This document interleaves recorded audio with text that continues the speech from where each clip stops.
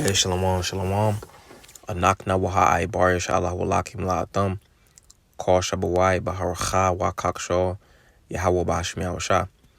Hey, with the Hebrew Israelites coming to you week in and week out through the spirit and power of Yahweh Bashmi Awasha to preach to you so-called Negroes, Latinos, Native Americans, West Indians, Haitians, and Israelite foreigners. Necham Atam Kaya Hamalakwat Hashemayim Korab, repent ye, for the kingdom of heaven is at hand. Call Halayim La Yahweh Bashmi Awasha Basham Chahakodash. Wamashana Kabadim Zuquim Nawa.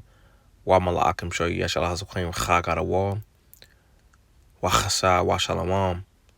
Wabarakim Lahabachay Shaka Washala Shalamam. Alright, so all praise to the Most High Yahweh, which means He exists. Bahashim, in the name Yahweh Shai delivers. Double honors to the elders and apostles of Israel, the elders and apostles of Great Millstone, and mercy, peace, and blessings to the elect of the nation of Israel. Shalom, which means peace.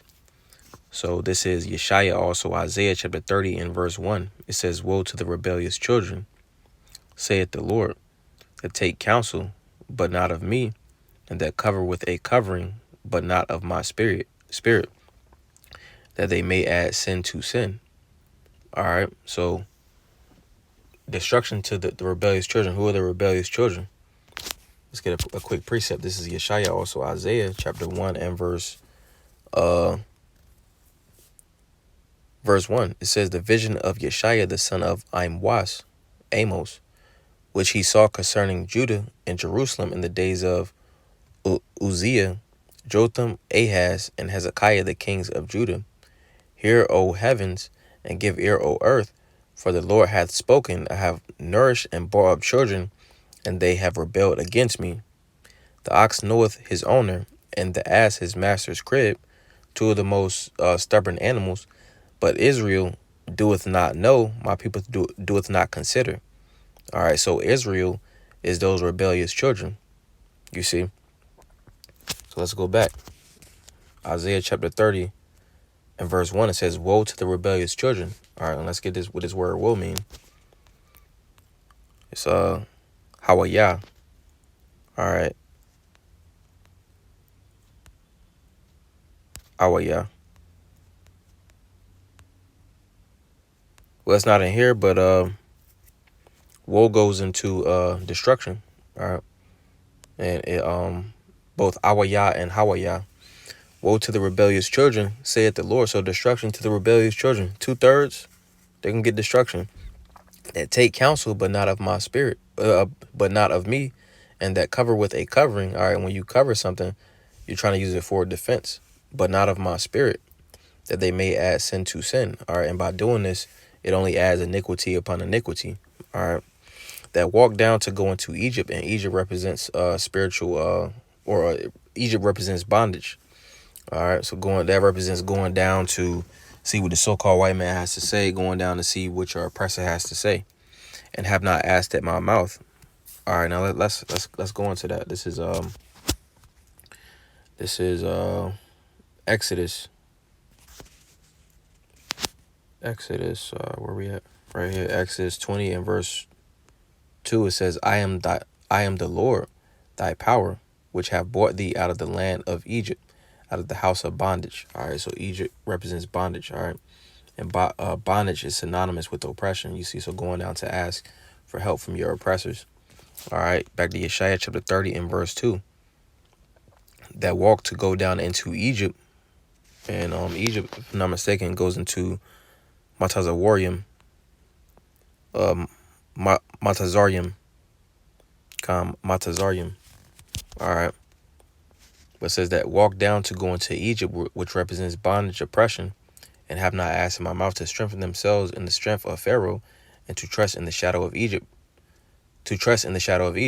All right. And how do you ask at the Lord's mouth? You go to his men. Let's get that real fast. This is Hebrews chapter 1 and verse 1. It says, God, who at sundry times and in diverse manners spake in time past unto the fathers by the prophets. All right. So how do you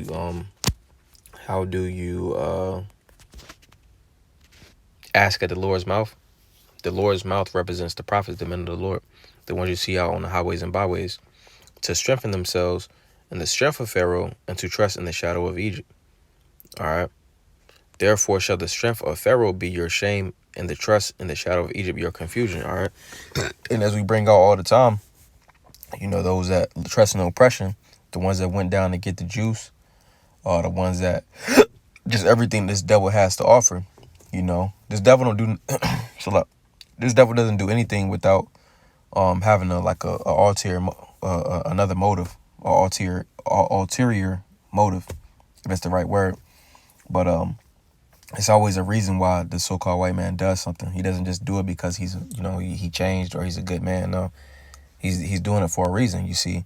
And by trusting in those different ways, one will be confused, because at that moment when, in distress, he don't have no answers for you. Neither do anybody else other than the men of the Lord, you see. And that's why Jake is confused in those moments, you see. And we got that with the juice.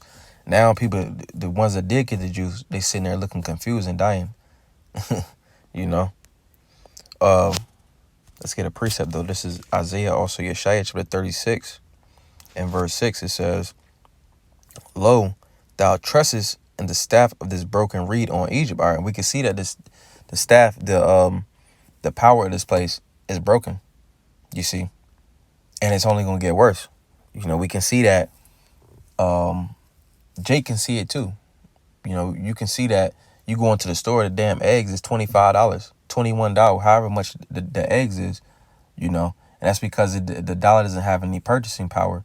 All right, and that's because the economy is shot in Babylon the Great. That's why they got to keep rising the prices, you see. So the Lord is crippling this place. All right, so it's a broken reed, you see, on Egypt, spiritual bondage. All right, whereon if a man lean, it will go into his hand and pierce it. So is Pharaoh, king of Egypt, to all that trust in him. All right, so those that trust in the modern day Pharaoh, who is JB, or whoever this place has in the presidential seat, you see, that will be synonymous with Pharaoh, king of Egypt. It says, whereon if a man lean, it will go into his hand and pierce it. All right, and those that, you see this place is going down, but then, you got the men of the Lord saying, hey, this is what's next. The Karama is next. That's exactly what's going to happen to those that don't want to come up out of this rat race, and those that don't want to come up out of the so-called Babal dream, you see, Babylonian dream, or Babylonian nightmare, because this place is not a dream, see. So Lord's widows edifying. Call Halayim La, Yahweh Bashim, Yahushua Bashim Kakdash.